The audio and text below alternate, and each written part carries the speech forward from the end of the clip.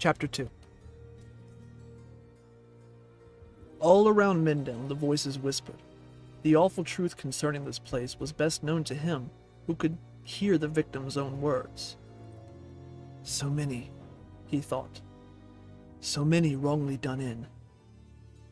The balance is much askew because of this place alone. Odyssean's brother did not understand exactly just what the balance was, but knew that the horrible events that had taken place in the inner recesses of the temple over the past years had certainly befouled it. That disturbed him even more than all the deaths this night, although their cumulative effect was no good thing either. And then there was also Lilith, or Lilia, as he, Cerynthia, and most painfully of all, Odyssean, had known her. Cerynthia stalked back and forth like an impatient cat, her eyes ever on the doors so effectively locked by his brother. The rest of Odyssean's followers eagerly spread through the chambers, tearing apart the grand trappings as they went along, despite the fact that the fires consuming other portions of the building would eventually do the same here. Mindon, aware that victory was truly not theirs yet, paid great heed to the voices, even those of the dead priest and peace warders. Not the Morlu, of course, for they were creatures long dead, and so from them there was only emptiness. He listened very carefully, focusing on some that seemed more relevant than others. How simple we were, Mindon thought almost wistfully. Farmers and brothers in a small village, destined to live out our lives tilling the soil and raising livestock. It was Lilith's fault that it had come to all this. Lilith, who had chosen Odyssean to be her pawn in some otherworldly struggle between demons and angels over a pitiful little rock, called by them Sanctuary, Mindon's world.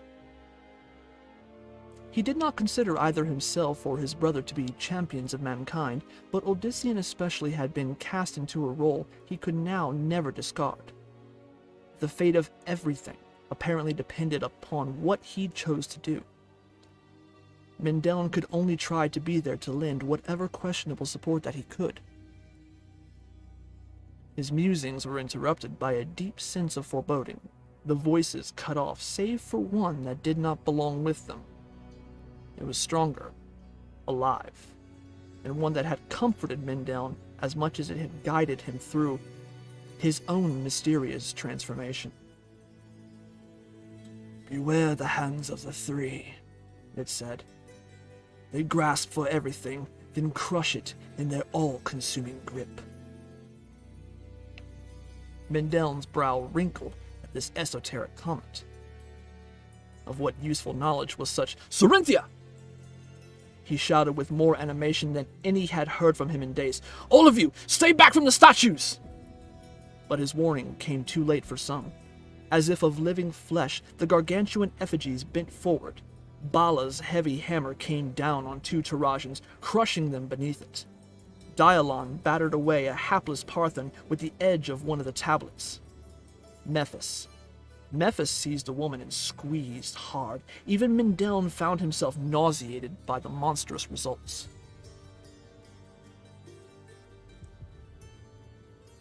With a scraping of stone that echoed through the huge chamber like the combined moans of the dead, the statues descended among the invaders. The once confident band now retreated back to the doors, through which they had come.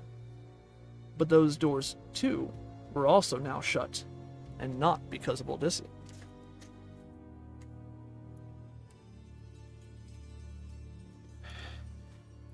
"Lilith," he gasped just as massive Dialon turned a stony gaze his way. The Colossus raised his hammer. "Very much, Lilith." Through the empty worship hall he strode, eyes and other senses ever on alert. Androgynous effigies of Dialon stared down at Odyssean, who thought that the supposedly benevolent images looked more mocking than anything else. "What great demon are you, Dialon?" he grimly wondered. "What's your true name?"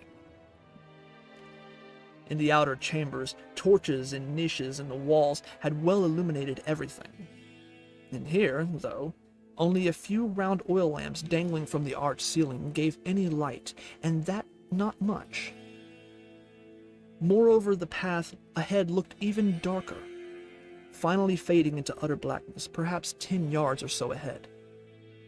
Yet still Odysseus moved on. He passed by and under the huge statues, entering the passage that he knew would lead him to her, just as she desired. The beautiful, aristocratic vision that had first graced his wondering eyes what seemed so long ago still remained strong with him even after the discovery of the dread truth and the subsequent betrayal. The thick, long blonde tresses, often artfully bound upon the head as befitting a noblewoman, the glittering emerald eyes, the slim, perfect lips. They would never leave his imagination. But with them also remained the nightmarish recollection of an inhuman seductress, a creature with scaled flesh, vicious quills for hair, and a tail like the reptile she resembled. "Lilia," he muttered, the name both a curse and a yearning. "Damn you, Lilith!" Something scurried over his foot, startled more because he had not sensed it rather than from the thing itself. Odysseus squinted. It was only a spider, albeit a fair-sized one. It was hardly surprising to find such a creature in this place. Odysseus immediately forgot it, his concerns with vermin much larger and more deadly. The last of the failing oil lamps gave way. Darkness prevailed. All this was a show for him, he realized. He had come hunting what he considered evil, and so they were granting him the appropriate mood. This was in some ways a game to them, and that knowledge further infuriated the human. They cared nothing for all the lives lost, not even of those who had willingly served them. Something got into his face. He swatted at it, and felt a tiny creature crawling on the back of his hand. Odysseus brushed it off, aware that it was a second spider. Deciding this was a move in the game he could do without, Odysseus summoned light. The first time he had managed this feat, it had been due, Odysseus later understood, to Lilith's presence. Now it was as familiar to him as breathing, but the pale white glow he called into being now was not nearly as powerful as it should have been. The sphere barely revealed the stone corridor more than 2 yards ahead. He could sense much further than that, but natural instinct made him want to see it too. While it was possible for him to increase the sphere's intensity by concentrating more on it, Odysseus would not be able to focus less on his surroundings. This was not like the battle with Lucian, whereas much of what Odysseus had achieved had been due to outrage as it had natural ability. He needed to move with utter caution, for Lucian's cunning was nothing compared with that of his devilish sister. The corridor stretched farther than it should have, at least according to his senses. Whether illusion or not, Odysseus would find out soon enough. Lilith would not let him wait much longer. He let out a sharp cry as what felt like a fork jabbed the skin at the back of his neck. His flailing hands knocked off a furred form with many legs.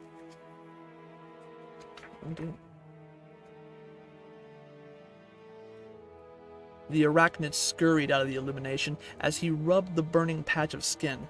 Odysseus noticed that the path behind him had also grown dark. The light from the chamber had been completely cut off.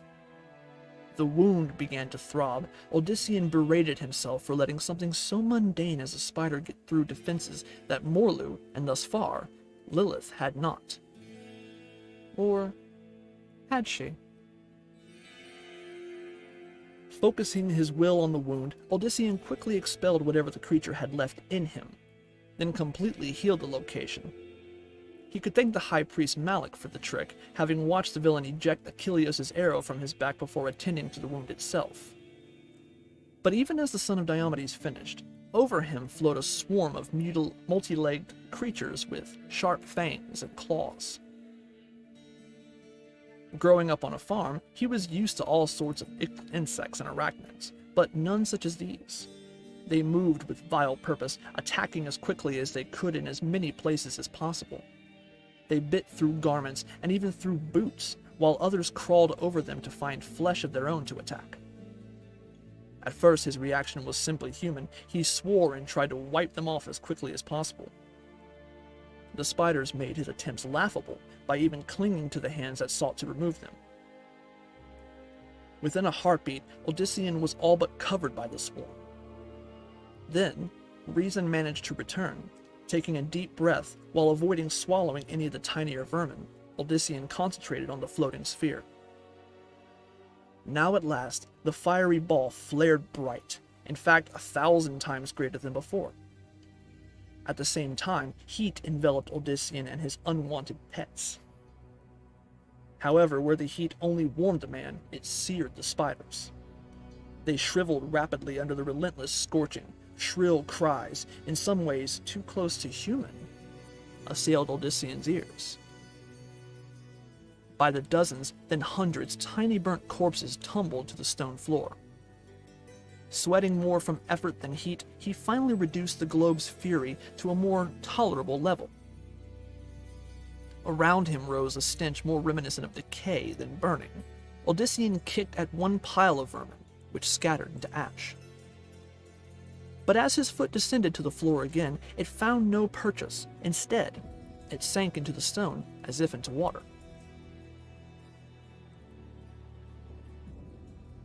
Odyssean suddenly sensed the immediate presence of some of the demons, but that knowledge came too late.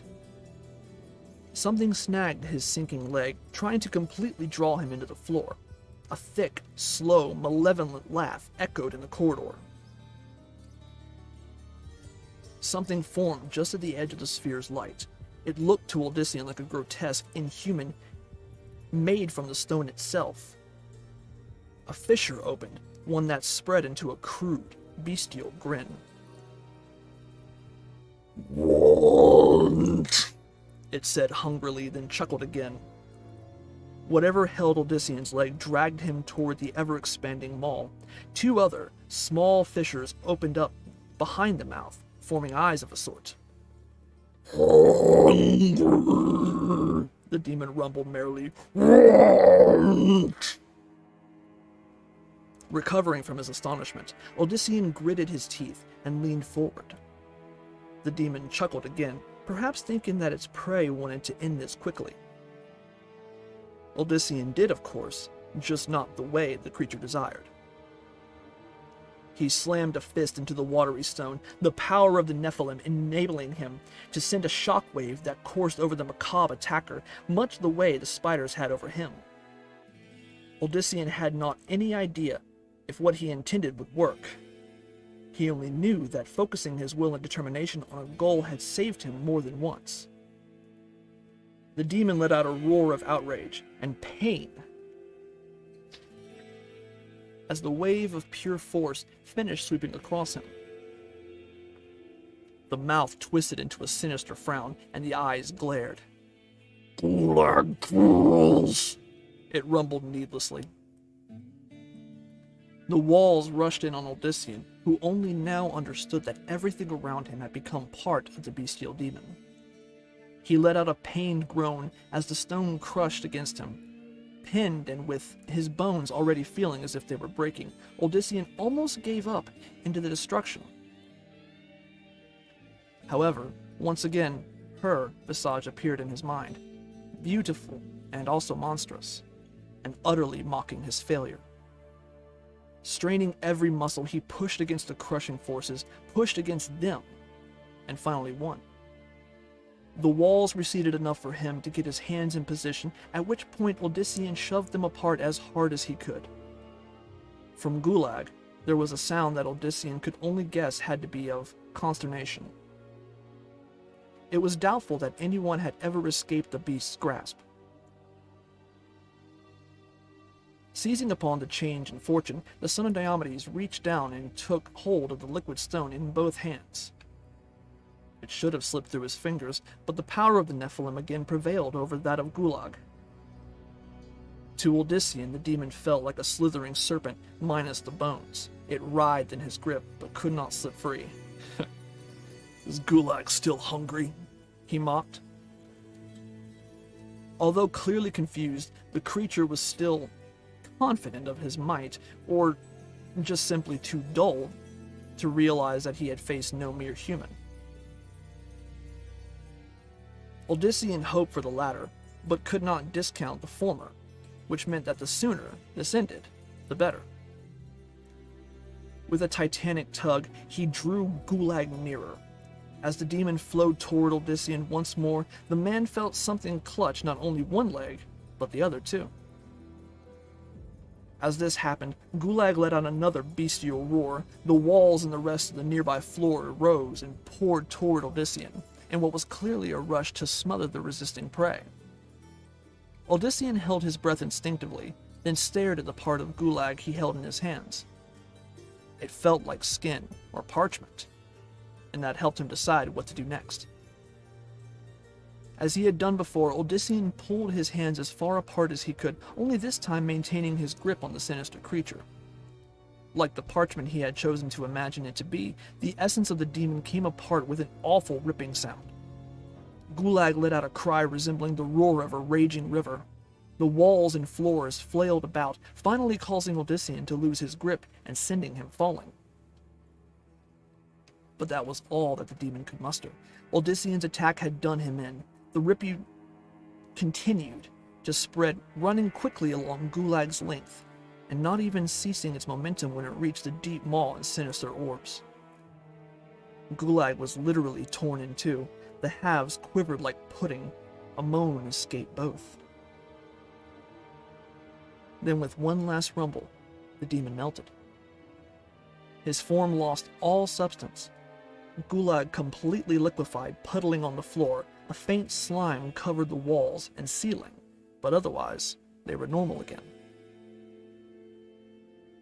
The stone was once more solid beneath Odyssean's feet, solid if sticky. An odor akin to rotting garbage assailed him. Something else caught his attention. Where once the corridor ahead had seemed endless, now another bronze door beckoned but a short distance away. Stepping cautiously through the sticky sludge that had once been the demon, Odyssean advanced on that door. He waited for the next threat to strike him, but nothing happened. The embossed image of a gentle Dialon stared back at Odyssean from the door. Odyssean frowned. Another image, almost so indistinct as to be invisible, seemed to lay beneath that of the benevolent spirit. He squinted. With a gasp, Odyssean looked away. Although he had just stared directly at it, he could not remember any exact detail of the awful vision, that only that it had horrified him as nothing else had. He thought he recalled a glimpse of curled horns and of teeth as sharp as daggers. Shaking his head, Odyssean forced the disturbing memory away. He dared not concentrate on the fiendish vision. Somehow, as faint as it had been, it yet drew from deep within him some childhood sense of terror. Every nightmare that had ever haunted Odyssean as a young boy had, at least for a moment, returned as fresh as ever.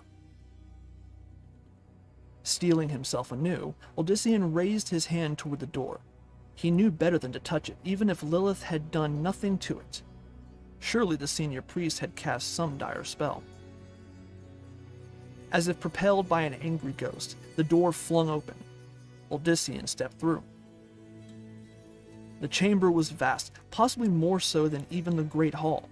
Much of it was shadowed, the only illumination other than his sphere being torches set to best display, a marble dais upon which stood a stone platform a little more than the length of a man, and tilted slightly to the right. And on that platform, that altar, lay a grisly sight that had only once been a man, when still it had owned its flesh and organs. Odyssean did not try to hold back his revulsion. Although it did not surprise him to find evidence of human sacrifice, the freshness of it shook him to the core. This very day, even as he and his followers had stormed the temple, a soul had been slaughtered in order to curry the favor of a demon. Then he noticed a slight movement in the far upper corner above the platform, movement by something that had been hidden from his immediate detection. From what little Odyssean had seen of it, it was a creature reminiscent of a gigantic, furred spider. But also somehow, man. The second demon? Odyssean recalled the swarm of spiders and suspected that this was the source. If so, it was a far more cautious and cunning beast than Gulag. He started toward its location, then noticed the other figure moving toward him from the dark recesses in the back of the chamber. He had wondered when the senior priest would act. From what Odyssean had gathered about the Triune's inner workings, in all the lesser temples, the three orders were overseen by one cleric chosen from either Mephis, Dialon, or Bala. Below him were three lesser priests, who ministered for each the separate faiths.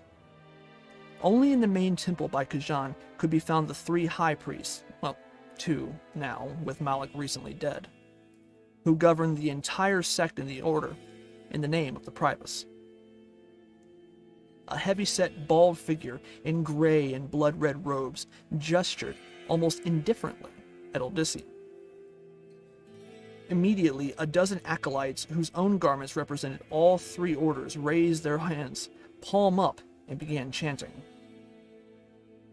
Odyssean felt an incredible coldness surround him, but his mere desire for it to be gone quickly ended the problem. The priests faltered in their chanting, only their masters seemingly unperturbed by their failure. He glanced with disdain as the nearest pair, who nervously took up the spell work once more and were quickly joined by their brethren.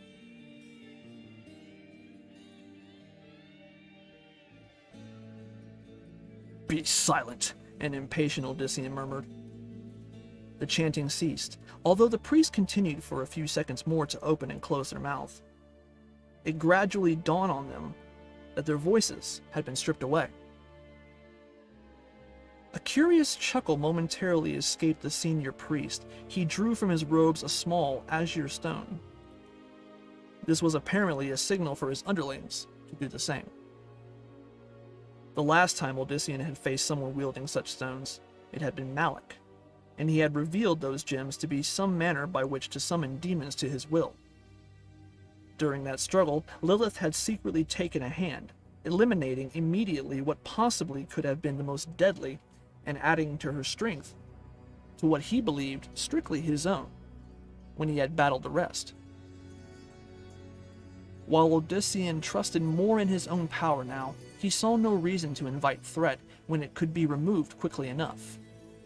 He made a fist. One of the lesser priests screamed as the gem he held flared to fiery life. To their credit, the rest reacted instantly, flinging the stones from their palms. As it was, 3 others still suffered burns to some degree, but nothing as terrible as the first. He fell back to his knees, sobbing and clutching the blackened cinder that had been his hand. The senior priest chortled, again an odd reaction. He had not been affected in the least, having tossed away his gem even before Odyssean had finished the first. Frowning, Odyssean stared at him, stared at what stood there beyond mortal vision. And then he knew. The elder priest seemed to recognize this in turn.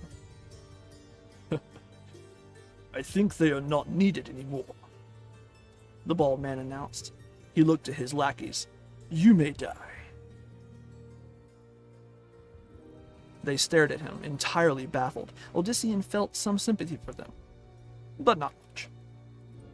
They had willingly taken the blood and souls of the living for their dark masters. The priest collapsed as one. They did not scream, having no time to draw another breath. There was no mark on their bodies, save for earlier burns. For some reason, Odyssean immediately surveyed the shadows, where the spider demon had hidden. He knew instinctively that the shadows were now empty, their unsettling inhabitant having evidently fled elsewhere during the confrontation with the robed figures. "Dear Ostroga is most obedient," the senior priest said in an oddly feminine voice. "When his Primus commands him to leave instantly, he does so without question." And does he realize that his Primus is no longer Lucian, but Lucian's sister? Odyssean stared into the other's eyes. Does he, Lilith? She leered at him in a manner that would have likely been very seductive, if not for the fact that her body was that of a sweating, corpulent man. Fear makes many blind, as does love, my love. There's no love between us, Lilith, only lies and hate. The priest pouted. Oh, my dear Odyssean, is it because of this poor dress I wear? That can be remedied. We are alone, and the fool served his purpose. Wild green flames erupted around the bulky figure. Odyssean raised an arm to shield his eyes from the intense brightness that accompanied the unnatural fire. As his gaze adjusted, he watched the priest's garments and hair quickly curl and turn to ash. The man's abundant flesh blackened and baked. Fiery gobbets dropped from him to the floor, revealing sinew, muscle, and bone. The face burned away, in its place a mocking skull still briefly retaining the eyeballs. However, those shriveled into the sockets even as the horrific figure stepped toward the human. I want to look my best for you, after all, the burning skeleton cooed. But now the flames had eaten away at everything but bone, and even that was quickly vanishing. Yet underneath the crumbling bone, Odyssean caught flashes of emerald green cloth and ivory skin.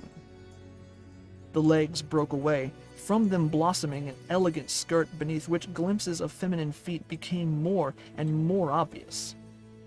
The rib cage burst forward, in its place the bodice of what was a familiar, elegant gown that also revealed a very feminine form. The back and the top of the dark skull broke as rich golden hair flung out, then cascaded down. Last to vanish of the unfortunate priest was the burnt face. The jawbone dropped, then the rest. Arms outstretched, she stood before him in all her glory. Despite what he had claimed, Odyssean felt his heart wrench, unbidden from his lips the name by which he had best known the wondrous figure. Lilia. And she smiled at him in what he recalled the exact same manner, the first time their eyes had met. Dear, sweet Odyssean. The beautiful woman reached forward from her slim, perfect hands. Come, take me in your strong arms. His body flinched. Before the reality struck him, the son of Diomedes swore, which amused his companion. How colorful a turn of phrase. That's a shite you should nurture, dear Odyssean. It adds character. He clenched his fists so tight the knuckles whitened. No more taunts, Lilith. No more charades. That face isn't yours any more than it is the priest's or the Primus's.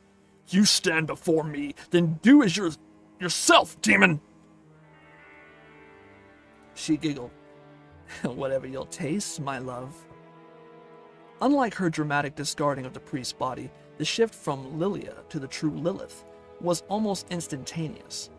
A crimson aura momentarily surrounded the aristocratic beauty, and in the next breath, the demon herself stood there.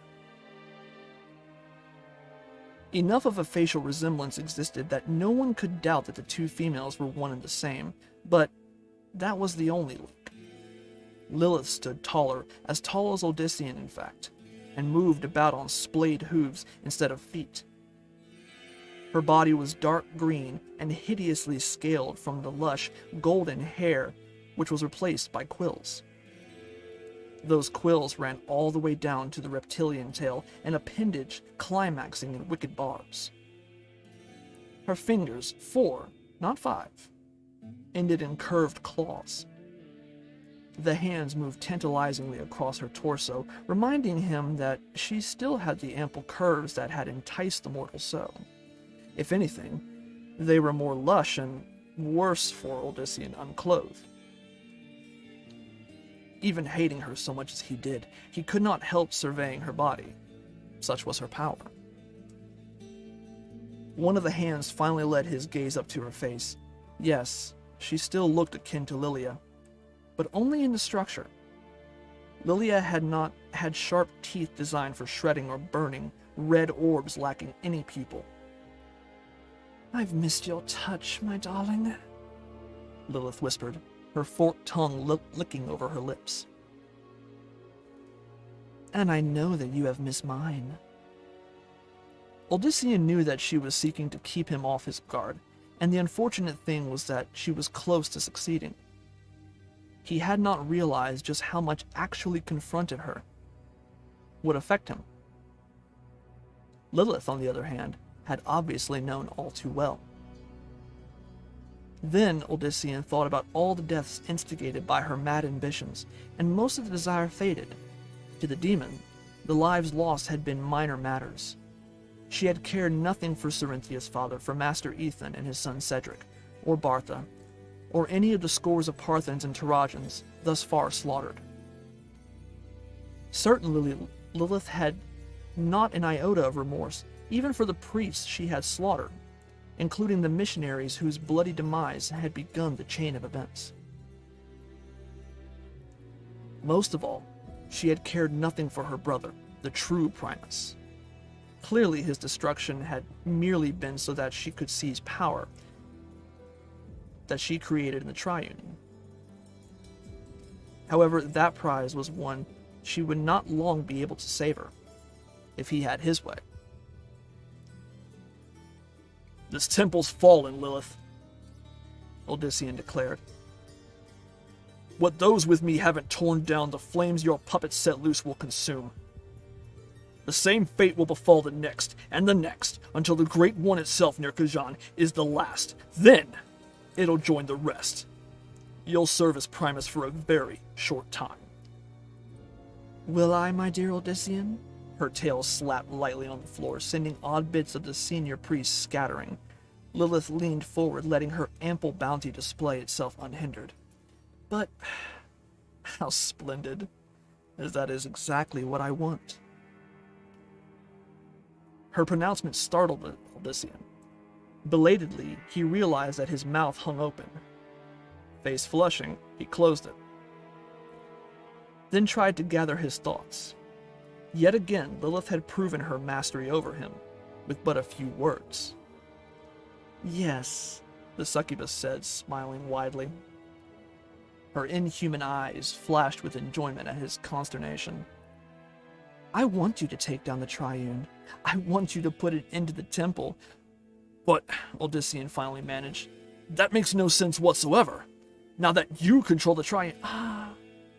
But it makes perfect sense, my love. It makes perfect sense. It is a sign of my affection for you that I tell you all this, which even my unlamented brother's servants do not know.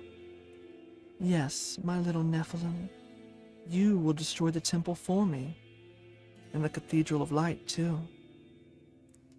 But if Lilith desired something of him, Odyssean desperately thought telling him would surely make the man want to do just the opposite. She either read that thought, not impossible for her, or simply understood his mind better than he. Oh, but my dear Odyssean, you will not have any choice in the matter. You see, if you do not do your best to stir your Nephilim powers to greater life, and also those latent in the fools that follow you, I will have the Triune utterly crush you. Do you think that this is all my poor brother gathered to him? There is so much more. My brother was very clever. His only mistake wasn't underestimating me. Suddenly, Lilith stood face to face with Odyssean. How she had gotten just so near without him aware of it, he could not say. Just as you, too, always have. Poor darling. Before Odyssean could stop her, the demon kissed him soundly. She had done the same in the past, and so he should have been prepared for it. With as much irritation at himself as hatred toward her, Odyssean grabbed for Lilith, but the demon slipped from his grasp. I won't do as you planned, damn you, he growled. I'm through playing your puppet. I will not create an army of Nephilim ready to do your bidding. That was what she truly wanted. He knew too well. She had been among those who had created Sanctuary, but for her murderous ways, including slaying most of her companions. She had been exiled by her lover, an angel, if Lilith could be believed without anything. Those murders had revolved around the children, the first Nephilim born through the unions of the renegade demons and angels.